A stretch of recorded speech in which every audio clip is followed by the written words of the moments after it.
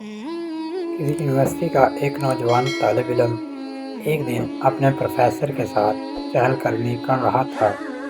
Professor اپنی مشفقانہ طبیعت کی وجہ سے تمام طالب علموں میں بہت مقبول تھے۔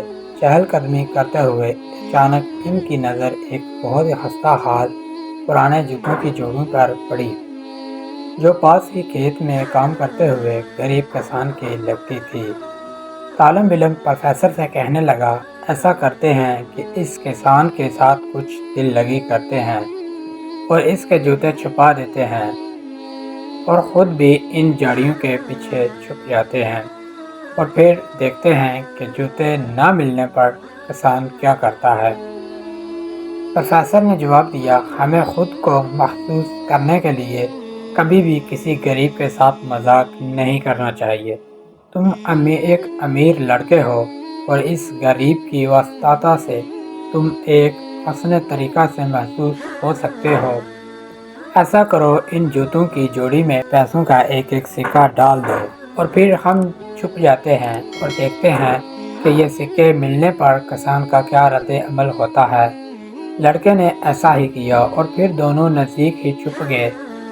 غریب کسان اپنا کام ختم کر کے اس جگہ لوٹا جہاں اس کا کوٹ اور جوتے پڑے ہوئے تھے۔ کوٹ پہنتے ہوئے اس نے جوں ہی اپنا ایک پاؤں جوتے میں ڈالا تو اسے کچھ سہج سی چیز محسوس ہوئی۔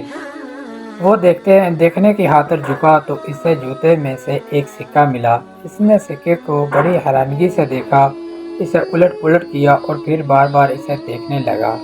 پھر اس نے اپنی چاروں طرف نظر دوڑائی کہ شاید اسے کوئی بندہ نظر آ جائے، لیکن اسے کوئی بھی نظر نہ آیا، اور پھر ششو پنج کی ادھیڑ بن میں اس نے وہ سکہ کوٹ کی جیب میں ڈال دیا۔ لیکن اس وقت اس کی حیرت کی انتہا نہ رہی اور اسے ایک جھٹکا سا لگا جب دوسرا پاؤں پہنتے وقت اسے دوسرا سکہ ملا۔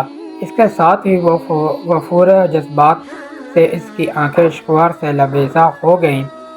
وہ اپنے گھٹنوں کے بال گر پڑا اور آسمان کی طرف منہ کر کے اپنے رب کا شکر ادا کرنے لگا کہ جس نے اس کی کسی غیبی طریقے سے مدد فرمائی، وگرنہ اس کی بیمار بیوی اور بھوکے بچوں کا، جو گھر میں روٹی تک کو ترس رہے تھے، کوئی پرسنال حال نہ تھا۔ طالب علم پر اس کا بہت گہرا اثر ہوا اور اس کی آنکھوں میں آنسو آ گئے۔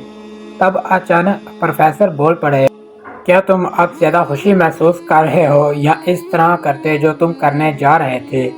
لڑکے نے جواب دیا، آج آپ نے مجھے ایسا سبق سکھایا ہے جس میں باقی کی ساری زندگی نہیں بھولوں گا، اور آج مجھے ان لفظ کی حقیقت کا بھی صحیح ادراک ہو گیا ہوا ہے، جو پہلے کبھی ٹھیک طرح سے سمجھ نہ آیا سکے، کہ دینے والا ہاتھ لینے والے ہاتھ سے ہمیشہ بہتر ہوتا ہے۔